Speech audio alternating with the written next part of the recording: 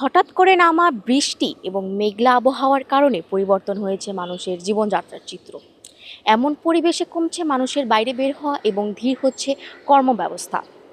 এই আবহাওয়ায় কেউ খুঁজে নিচ্ছেন স্বস্তি, আবার কারো জন্য হয়ে উঠেছে ভোগান্তির কারণ। চলুন জেনে আসি বাকিদের মতামত।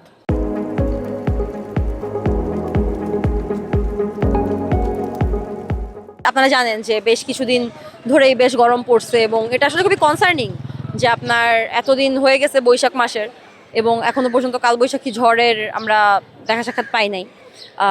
রিসেন্টলি আমরা বৃষ্টি দেখছি বৈশাখ মাসের অনেক দিন চলে যাওয়ার পরে, বৈশাখ মাসের মাঝামাঝি এসে। এবং রিসেন্টলি আমরা একটা পূর্বাভাসের মতো পাইছি যে আপনার সামনে একটা সুনামগঞ্জের দিকে বা হাওড়ের দিকে একটা ফ্লাডের মতো হবে। সো সব কিছু মিলে আসলে আমি আসলে এনজয়ের থেকে কনসার্নই বেশি পাচ্ছি নিজের মধ্যে।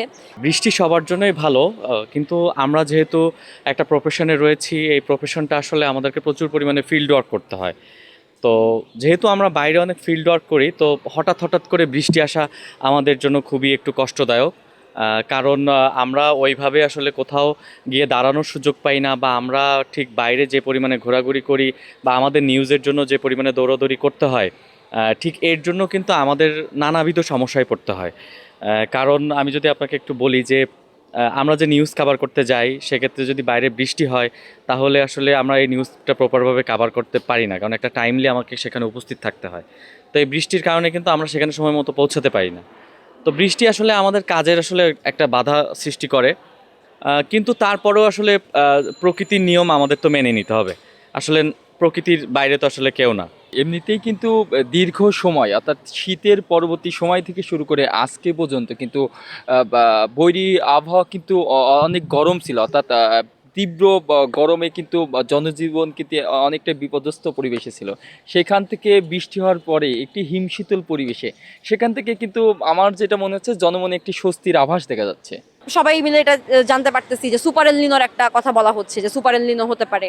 তো এই যে দেখেন যে ক্লাইমেটের যেই চেঞ্জ এবং ক্লাইমেটের আপনার যেই ইমব্যালেন্স, এটা কিন্তু আসলে বেশ কনসার্নিং। সো আমি যখনই আসলে, হ্যাঁ এটা সত্য যে অনেক বৃষ্টি, মানে অনেক গরমের পরে যখন একটু বৃষ্টি নামতেছে তখন সেটা সবার জন্যই স্বস্তির।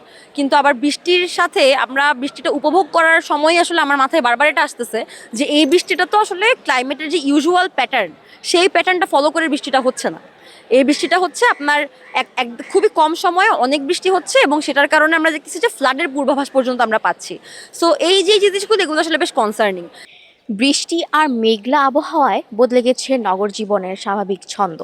তবে ব্যস্ততার মাঝেও এই আবহাওয়া অনেকেই মনে এনে দিয়েছে স্বস্তি এবং ভালোবাসা।